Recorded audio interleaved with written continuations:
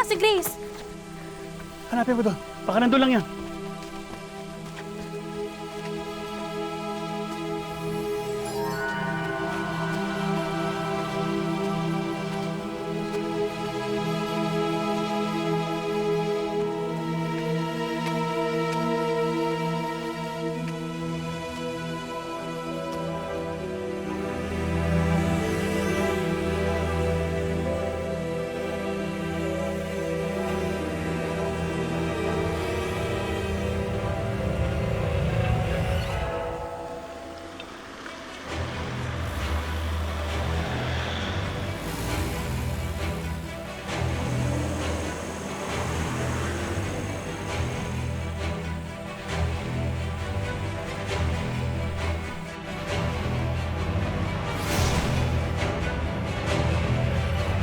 Ano, Emily?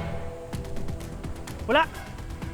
Ninong, wala po si Grace eh. Kahit saan wala siya. Gisingin mo si Vega. Maghanap kayo dyan sa tabi-tabi.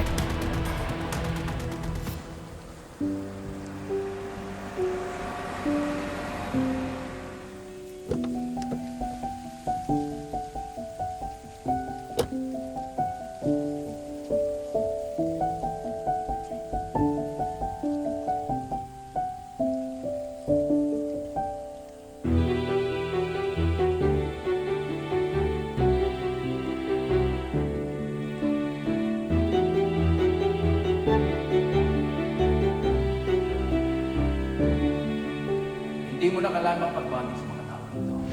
You don't have to do human things. Alis ka rin naman ba?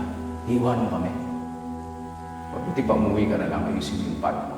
Yun man talaga gusto mong gawin eh. Iwan mo kami.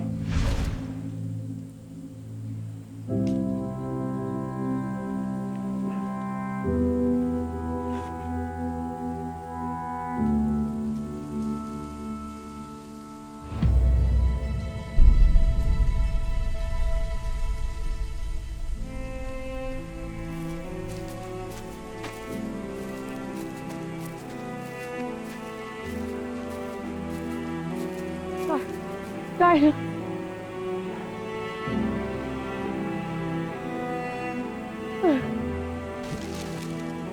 Grace? Grace! Oh, Grace!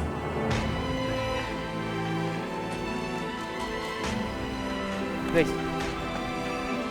Grace!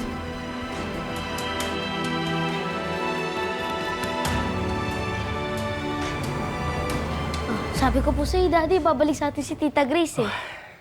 Pero sir, ba't ganun si Ma'am Grace parang nahihilo na ewan? Hindi ko nga alam eh. Bigla na lang siyang bumagsak, tapos parang nahihilo, parang groggy. Ayan. Oh, may kumakatok. Wait lang po. Si Carla. Oh, Yusef! Chef. Yusef! Yusef, alam niyo po ba, bumalik na si Tita Grace! Nasaan siya? Is she okay? Yeah, andun siya sa guest room, nagpapahinga. She's unconscious, but she's all right. How did you find her? Bigla na lang siyang dumating. Parang pagod na pagod eh. Tsaka parang groggy siya. Teka muna, ba't ngayon ka lang? Sorry, nagka-aberya kasi yung sasakyan ko eh. Sabi mo she's unconscious. Wala ba siyang nasabi sa'yo? Wala naman, wala. Dok, kasi nung dumating dito si Ma'am Grace, parang may something sa kamay niya. Hindi ko alam kung pinagdaanan ba yun ng dextrose? Tama ba? Wait.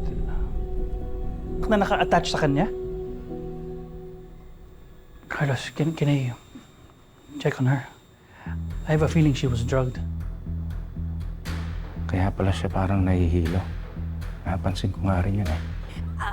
Sir, dalhin kaya natin siya sa ospital. Baka nalason si Ma'am. No, wag sa ospital. She's safer here. Seth, you might be able to do something for her. I can flush out the toxins from her body. Meron akong stock ng IV fluid dyan, tsaka line. Ako na magsuswero sa kanya. Pare, buti na lang nandito ka. Salamat. At saka, Seth, I'm sorry kung pinagdudaan kita.